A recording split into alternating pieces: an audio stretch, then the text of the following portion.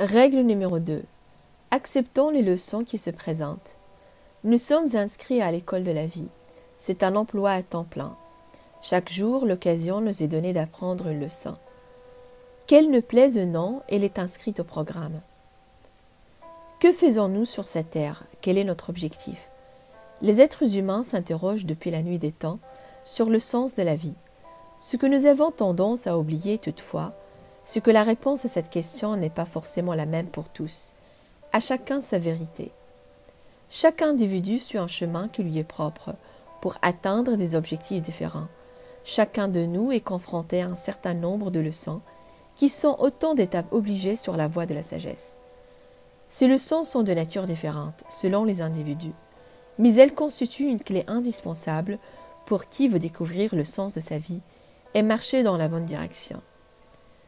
Une fois que vous avez assimilé les leçons de base que vous a enseignées votre propre corps, vous êtes prêt à affronter un professeur plus redoutable encore, le monde extérieur. Chaque circonstance de la vie est une occasion supplémentaire d'apprendre. Si vous souffrez, vous apprenez une leçon. Si vous éprouvez de la joie, vous en apprenez une autre. Chacun de vos actes, chacun des événements de votre existence vous enseigne quelque chose de nouveau. Il n'y a aucun moyen d'échapper à cette évidence. Pendant le cours de votre vie, vous serez confronté à des leçons que votre entourage ne sera pas amené à connaître. Soyez assurés que les autres, en revanche, auront à affronter des épreuves que vous ne connaîtrez à aucun moment. Peut-être ne comprendrez-vous jamais pourquoi vous avez la chance d'avoir trouvé le partenaire idéal, alors que vos amis se déchirent en vaines querelles et finissent par se quitter ou par divorcer. Ni pourquoi vous vous débattez dans les difficultés financières, alors que vos amis n'ont qu'à ouvrir leur portefeuille pour résoudre les problèmes. Mais une chose est sûre, un jour ou l'autre, la leçon dont vous avez besoin pour progresser se présentera. À ce moment-là, il vous appartiendra d'accepter ou non de l'apprendre. L'objectif de la règle numéro 2 est d'identifier ce que constitue votre cheminement personnel et de savoir accepter les leçons dont vous avez spécifiquement besoin. C'est l'une des plus difficiles à suivre, car c'est une démarche solitaire. Il se peut que votre route soit radicalement différente de celle des autres.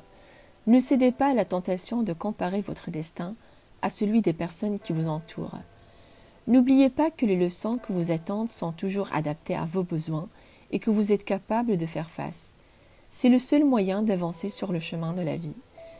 Si vous êtes capable de relever ce défi, vous comprendrez ce que vous faites sur cette terre et vous vivrez plus intensément ce mystère.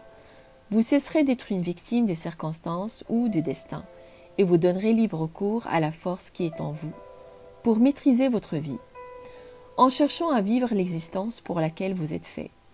Vous verrez s'épanouir des dons inattendus, à côté desquels vous aurez pu passer sans jamais les voir.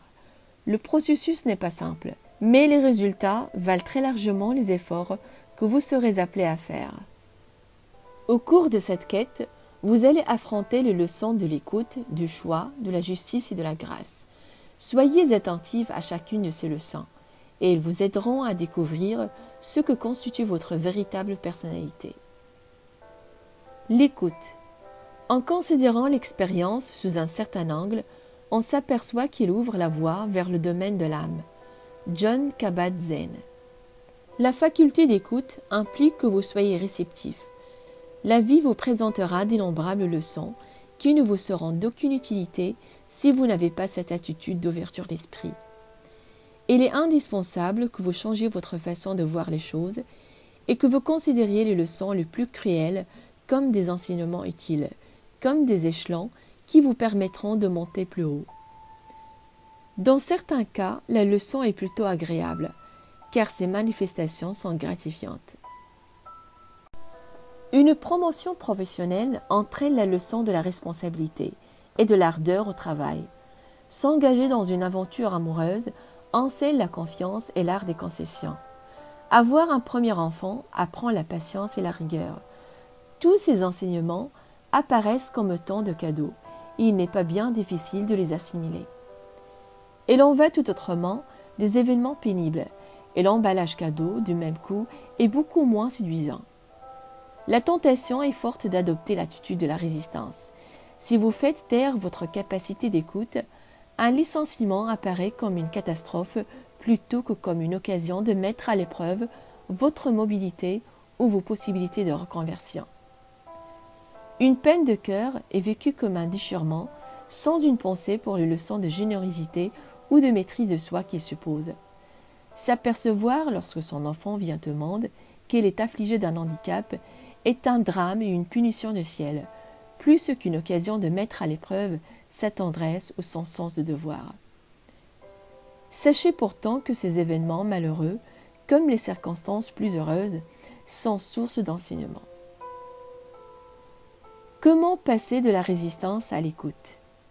En sachant dans un premier temps reconnaître la résistance, et se manifeste physiquement par une crispation des mâchoires, une sensation d'oppression dans la poitrine, des soupirs excédés. Mentalement, elle s'exprime par des postulats négatifs tels que « je ne veux pas, je n'en ai pas besoin, je n'aime pas ». Observez bien les diverses manifestations physiques et mentales de la résistance. Vous verrez que vous l'identifierez très facilement ensuite. La prochaine étape consiste à savoir que vous avez le choix. Vous pouvez vous en tenir à une attitude de résistance et continuer à vous sentir mal à l'aise, ou bien vous pouvez choisir l'enseignement que vous est proposé. Être sûr que le choix vous appartient vous permet de gérer votre résistance intime et de faire face aux défis qui se présentent. La dernière étape à franchir consiste à vous poser la question suivante. Suis-je prêt à renoncer à mon attitude de résistance et assimiler la leçon? Rappelez-vous, si vous voulez vivre pleinement la vie pour laquelle vous êtes fait, vous devez accepter les enseignements qu'il propose. Le choix. Je ferai à la face du monde ce que réjouit mon âme et ce que décide mon cœur. Ralph Waldo Emerson. Le libre choix implique une bonne connaissance de ses désirs, suivi d'un comportement propre à les satisfaire. À chaque instant, vous choisissez de suivre la voie qui est la vôtre, ou de vous en écarter. La neutralité n'existe pas. Le plus petit geste a un sens. Il vous permet d'avancer ou de régresser. Que vous en soyez conscient ou non, les actes sincères, comme de consacrer du temps à un ami très cher, vous rapprochent du but, alors que les actes forcés, s'imposer la compagnie de personnes dont vous vous souciez comme d'une gaine, sous le prétexte fallacieux que vous y êtes socialement obligé, vous en éloignent. Aucun comportement n'est innocent. Bien qu'on les utilise dans les contextes analogues, le choix et la décision sont deux choses différentes. C'est votre esprit qui prend les décisions et votre cœur qui fait des choix. Les décisions sont réfléchies, raisonnables, adaptées aux circonstances. Les choix sont instinctifs, viscéraux et intemporels. Rappelez-vous un moment de votre vie où vous avez fait un choix important. Partir pour un pays lointain, mettre fin à une relation bancale, quitter un emploi ennuyeux, peu importe. Quel était votre état d'esprit à ce moment-là? Cultivez précieusement ce souvenir. Il vous aidera à faire le bon choix à une autre occasion. La justice. J'ai pleuré parce que je n'avais pas de chaussures, jusqu'à ce que je rencontre un homme qui n'avait pas de pieds. Citation arabe. Notre sens de la justice répond à un besoin d'équité, la certitude que tout le monde a les mêmes droits et les mêmes opportunités. Mais la vie n'est pas juste. Il se peut que votre chemin soit plus difficile que celui de votre voisin, sans considération à vos mérites respectifs. Les circonstances de la vie sont différentes pour chacun, et chacun fait face de façon différente.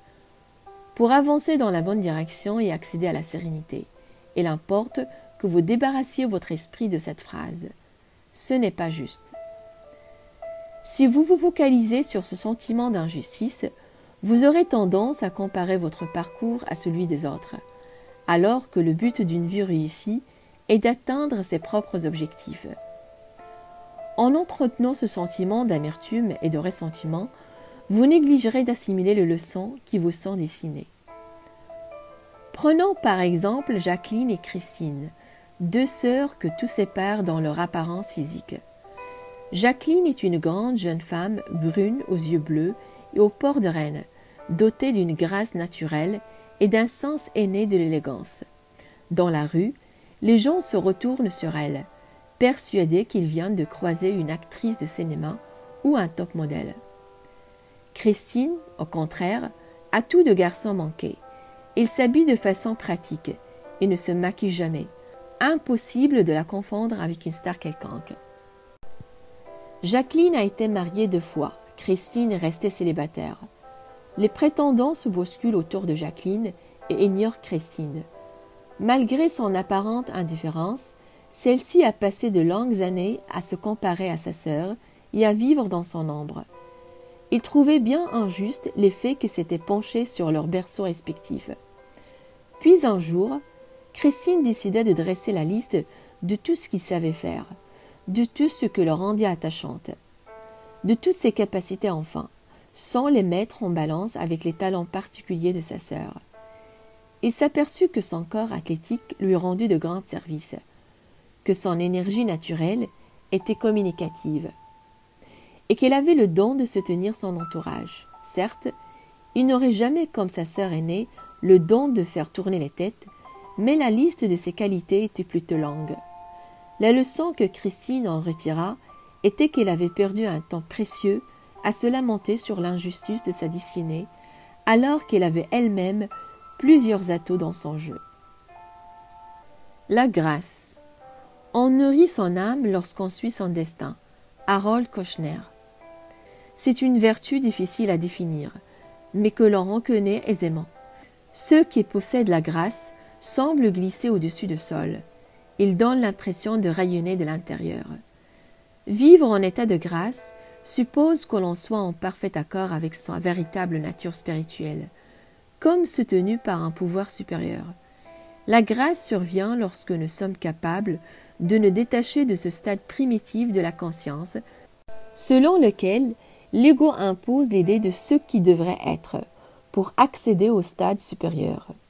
Moment où nous sommes capables de transcender notre ego et de parvenir à une véritable plus profonde. La grâce survient lorsque nous réussissons à passer d'un monde centré sur notre petite personne à la compréhension d'une vision plus large. Lorsque nous sommes en mesure de comprendre et d'accepter que l'univers ne cesse de créer des situations susceptibles de nous rapprocher de la vérité et que chaque chose dans une optique supérieure participe d'un plan d'ensemble. Intéressant, me direz-vous. Mais comment peut-on conquérir cette tranquille béatitude? En se rappelant, jour après jour, que les leçons qui se présentent sont destinées de façon personnelle à chacun de nous, et que c'est en les apprenant que l'on peut accéder à cet état de grâce, en étant persuadé que vous recevez exactement ce qui est bon pour vous, même si cela ne correspond pas à première vue à l'idée que vous vous faisiez de votre bonheur.